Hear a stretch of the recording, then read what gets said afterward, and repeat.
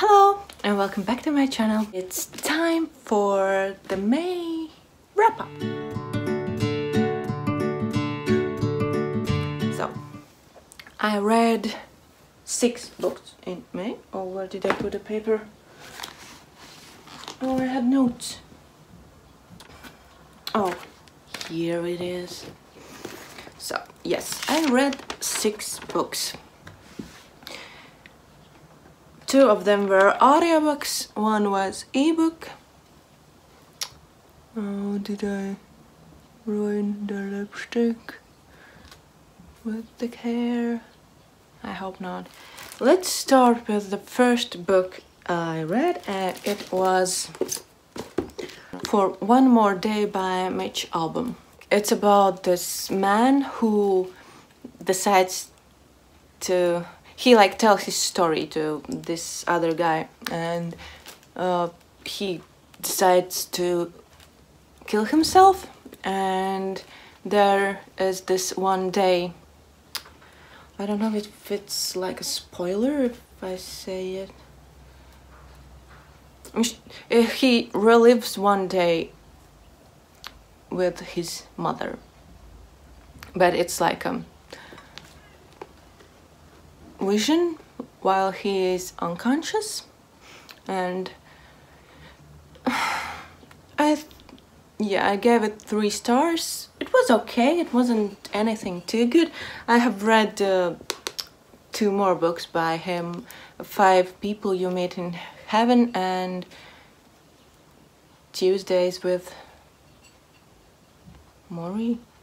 I like those better. I liked, I think the one I like the most is the 5 People You Meet in the Heaven. Yeah, that was my favorite from him. And this was nothing special. It was interesting to be in that world where he doesn't understand what's happening. Like, he doesn't realize at the beginning that it's not real, though even he should, because his mother is dead, and he returns to his childhood home and meets her there. But yeah, I hope I didn't spoil anything. But it's about struggles, how he's struggling with life and how he got there, to the point where he wants to kill himself. It's an okay read, but nothing too great. The second book I finished was Paperweight by Meg Haston. I read it on my Kindle and I gave it 4 stars, but I don't know, the more I think, the more I want to change it to 5, because I liked it. I really enjoyed it. It's about a girl with an eating disorder. All the time she spends in a clinic for people with eating disorders, and how she changes, how she evolves in her being, kinda. And it is a tough read. If you struggle with things like that, it might be triggering, but I kind of like to read books like that, because I don't know, it kind of makes me realize that not eating and restricting yourself, that it's bad, and it's all about the control, actually, because that's the only thing you can control. So that's what you do. You just stop eating, because that's the easiest way when you can control anything else in your life. At the beginning I didn't like the main character, and I haven't written down the name, but yeah, she was really mean, and the way she talked about the fellow girls there, I just didn't like that. But she grew a lot during that time, and she changed, and she actually gained friends, and I like how she like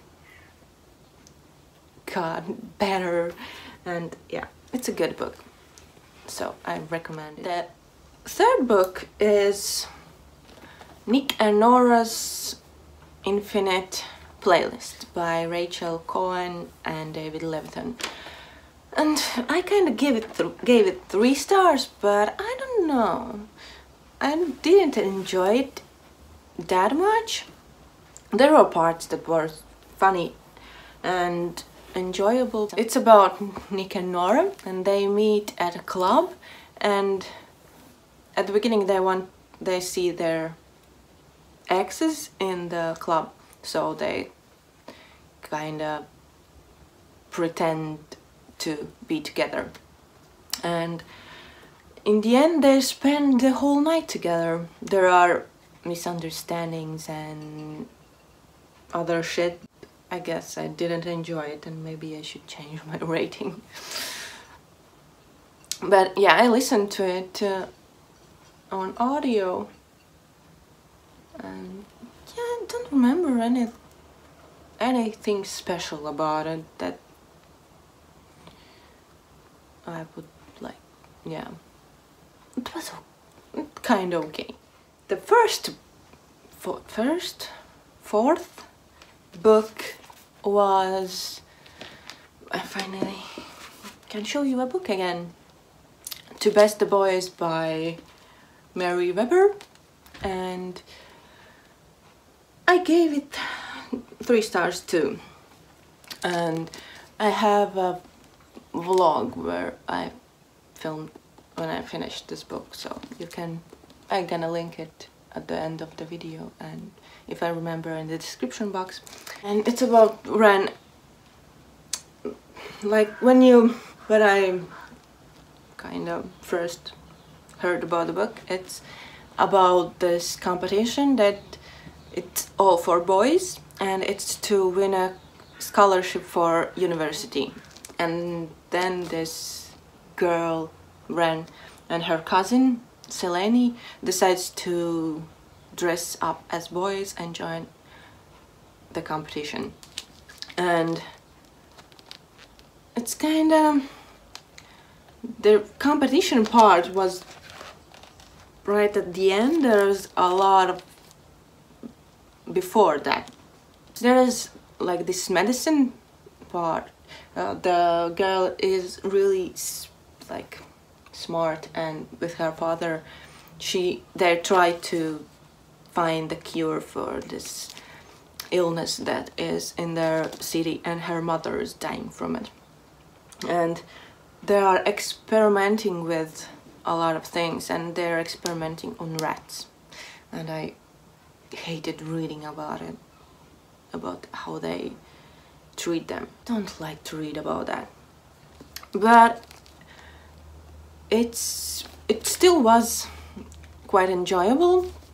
I was kind of reading about the world where women are in, I don't know, don't get educated because there are no chance for them. I don't know if I explained it well, but yeah.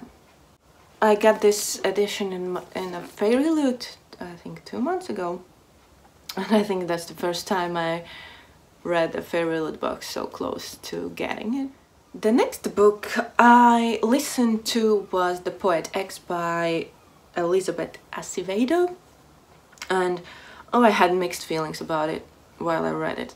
In the end, I gave it 4 stars because I don't have a reason. I just enjoyed the book, but reading it, oh, I hated her mother. It's written, it's like in poetry form, but I didn't really feel it listening to it. It was hard for me when there was, I think, Spanish parts in it, because I don't understand the language. In some instances I noticed that there was like, she said it in Spanish and then in English, but it kind of bothered me a little, because only for the reason that I don't know the language, and it's kind of hard to grasp it. But it was narrated by the author, and I kind of like when authors read their books, because I think they can put more emotion in it because they know the book so well. And yeah, it's about a girl growing up in... Her family is really like not accepting, like they have, and they're really religious and they believe in this one way, and all the other things are like wrong, and they want their kids to do just what they want them to do, not what they themselves want.